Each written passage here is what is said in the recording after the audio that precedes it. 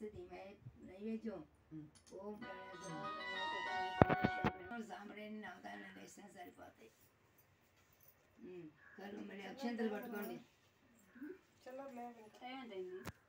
ఎందుకు 12:20 దిండు కింద ఉన్నాయి చూడు. 12 నా దగ్గర ఉన్నాయి. రామ్మ నా దగ్గర ఉన్నాయి. 2 బిళ్ళలు ఉన్నాయి. 10 రూపాయల బిళ్ళలు. అయ్యి ఊర్లో పెట్టు. ఇక 10 రూపాయల బిళ్ళలు ఉన్నాయి.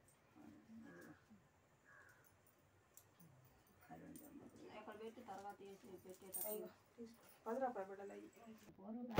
కావేరీ నది తీరముల కృష్ణ శర్మ అనే సద్బ్రాహ్మణుడు ఉండేవాడు.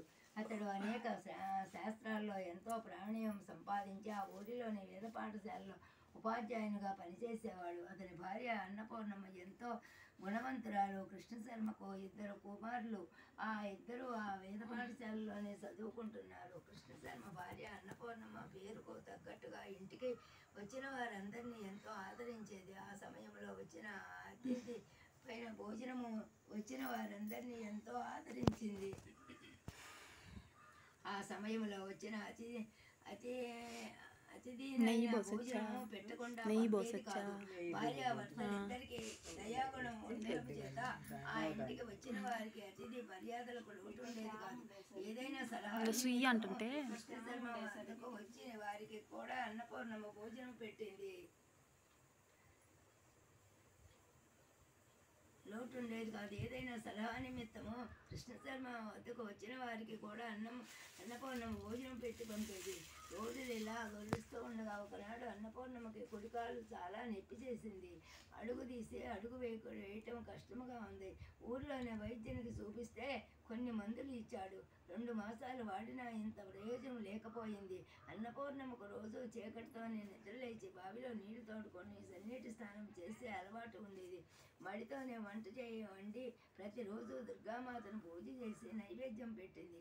ప్రతిరోజు క్రమము తప్పకుండా అమ్మవారికి నివేదన చేసింది. ఈ కాలు నొప్పి రావటంతో ఉదయాన్నే చీకటితో లేచి పెరట్లో బావి దగ్గరికి వెళ్ళటం కష్టముగా ఉంది.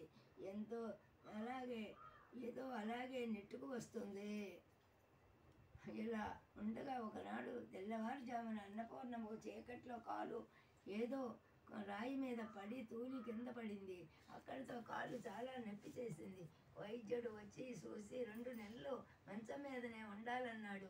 అన్నపూర్ణమ్మకు ఏమాత్రము పాలుపోలేదు.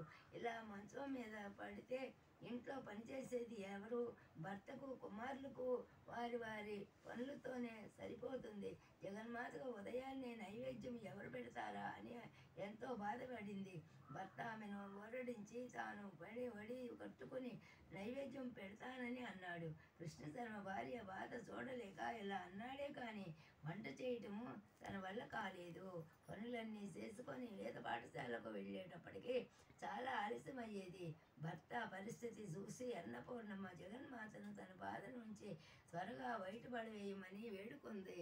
ఒకనాడు ఉదయం భర్త పిల్లలు పాఠశాలకు వెళ్ళగానే ఒక 10 సంవత్సరాల వయసు గల పిల్ల వీరింటికి వచ్చింది. అన్నపూర్ణమ్మ ఆమెను, ఎవరమ్మా, నీవు ఎందుకు వచ్చావు అని అడిగింది. అప్పుడు ఆ బాలిక అన్నపూర్ణమ్మతో, అమ్మ నీవు ఎందుకు వచ్చావు అని అడిగింది. అప్పుడు ఆ బాలిక అన్నపూర్ణమ్మతో, అమ్మ నేను పక్క ఊరిలో ఉంటాను. నా తల్లిదండ్రులు నన్ను ఒంటరిదాన్ని చేసి ఏదో దూరదేశాలు వెళ్ళిపోయారు. నాకెవరూ దిక్కులేరు. మీరు కాస్త ఆశ్రమిస్తే వారు తిరిగి వచ్చే వరకు నేను మీ ఇంట్లో ఉంటాను అని అన్నది. అన్నపూర్ణమ్మకు ఆ పిల్లవాడిని చూసి జాలి కలిగింది. ఎంతో చక్కగా చూడముచ్చటగా ఉన్న ఆ పిల్లల్ని ఇక్కడే ఉండవచ్చునని చెప్పింది. భర్త కూడా ఏమీ అభ్యంతరం పెట్టలేదు. బాలిక ప్రతిరోజు ఉదయాన్నే లేచి ఇల్లంతా శుభ్రం చేసి చక్కగా తలంటి పోసుకొని వంట చేసింది. అమ్మ వారికి నైవేద్యం పెట్టింది.